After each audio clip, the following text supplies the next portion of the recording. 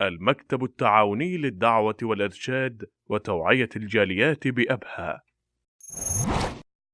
الحمد لله رب العالمين والصلاة والسلام على أشرف الأنبياء والمرسلين نبينا محمد وعلى آله وصحبه أجمعين أما بعد السلام علیکم ورحمۃ اللہ وبرکاتہ۔ محترم سامعین، آج کی گفتگو کا موضوع ہے نماز کی شرطیں۔ نماز کے لیے 8 شرطیں ہیں۔ پہلی شرط مسلمان ہونا۔ مسلمان کی ضد کافر ہے اور کافر پر نماز واجب نہیں، یعنی حالت کفر میں وہ نماز ادا کرنے کا مکلف نہیں ہے، لہذا کافر جب تک اسلام قبول نہ کر لے اس کا ہر عمل مردود ہے۔ اللہ تعالیٰ کا فرمان ہے ما کان للمشرکین ان یعمروا مساجد اللہ شاہدین علی انفسہم بالکفر اولئک حبطت اعمالہم وفی النار ہم خالدون۔ لائق نہیں کہ مشرک اللہ تعالیٰ کی مسجدوں کو آباد کریں، حالانکہ وہ خود اپنے کفر کے آپ ہی گواہ ہیں۔ ان کے اعمال غارت و اکارت ہیں اور وہ دائمی طور پر جہنمی ہیں۔ دوسری شرط عاقل ہونا۔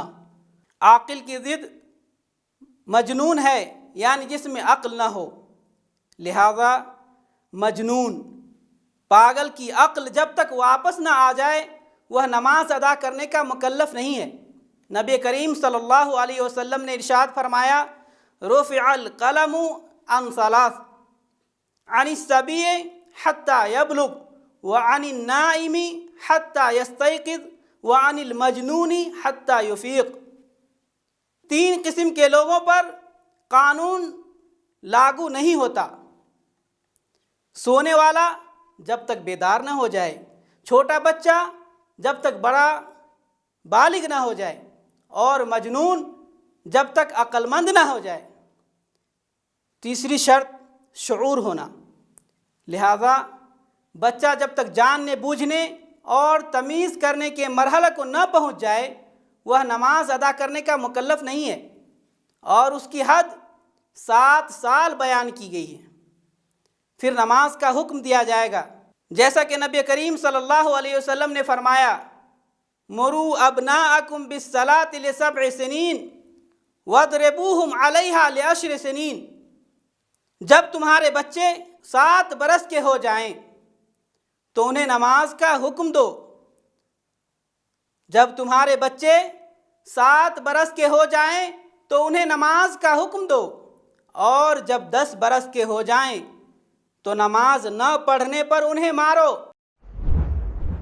چوتھی شرط نجاست کو دور کرنا، یعنی جسم، کپڑوں اور جگہ سے نجاست کو دور کرنا ہے۔ اللہ تعالیٰ کا فرمان ہے وَثِيَابَكَ فَطَهِّرْ، اپنے کپڑوں کو پاک رکھا کر۔ 5ویں شرط شرمگاہ کو چھپانا۔ اہل علم کا اس بات پر اجماع ہے کہ قدرت کے باوجود ننگے نماز پڑھنے والی نماز باطل ہے۔ مردوں کے لیے ناف سے لے کر گھٹنے تک اور عورتوں کے لیے پورا بدن، صرف نماز میں اپنا چہرہ کھلا رکھیں۔ اللہ تعالیٰ کا فرمان ہے یا بنی آدم خذوا زینتکم عند کل مسجد، کہ اے اولاد آدم تم مسجد کی ہر حاضری کے وقت اپنا لباس پہن لیا کرو۔ 6ٹھی شرط نماز کا وقت ہونا۔ اللہ تعالیٰ کا فرمان ہے ان الصلاۃ کانت علی المؤمنین کتابا موقوتا، یعنی یقیناً نماز مومنوں پر مقررہ وقتوں پر فرض ہے۔ 7ویں شرط قبلہ کا استقبال کرنا۔ اللہ تعالیٰ کا فرمان ہے قد نرى تقلب وجهك في السماء فلنولينك قبلة ترضاها فول وجهك شطر المسجد الحرام وحيث ما كنتم فولوا وجوهكم شطره،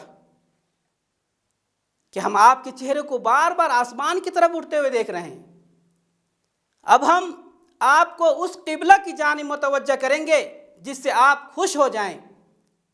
آپ اپنا منہ مسجد حرام کی طرف پھیر لیں اور آپ جہاں کہیں ہو اپنا منہ اسی طرف پھیرا کریں. یعنی نماز میں داخل ہونے سے پہلے اپنے آپ کو قبلہ رخ کھڑا کرنا ہے. حالت نماز میں کھڑے ہونے سے پہلے چہرے اور پورے جسم کا قبلہ رخ کر لینا ضروری ہے. تاہم حالت سفر میں اگر سمت قبلہ کا تعین کرنا ممکن نہ ہو تو انسان کو مجبوری کے بنا پر اس پابندی سے مستثنی قرار دیا گیا ہے. چنانچہ اس صورت میں کسی بھی سمت جس کی طرف اس کا گمان غالب ہو اس سمت قبلہ ہوگا تو اس سمت کی طرف رخ کر کے کھڑا ہونے سے نماز ادا ہو جائے گی. 8ویں شرط نماز کی نیت کرنا. نیت دل کے ارادے کو کہتے ہیں. اس کو الفاظ میں بیان کرنا بدعت ہے کیونکہ نیت بہرحال دل کی کیفیت کا نام ہے. نبی اکرم صلی اللہ علیہ وسلم نے ارشاد فرمایا انما الاعمال بالنیات کہ اعمال کا دار و مدار تو بس نیتوں پر ہے. اللہ ہمیں اپنے اعمال کو درست کرنے کی توفیق عطا فرمائے. آمین. وآخر دعوانا ان الحمد للہ رب العالمین وصلی اللہ علی نبینا محمد وعلی آلہ وصحبہ اجمعین. والسلام علیکم ورحمۃ اللہ وبرکاتہ. ونحمل هم هذه الجاليات بآيات الكتاب البينات بها كم أبصروا سبل النجاة فضجوا بالشهادة ناطقين فضجوا بالشهادة ناطقين.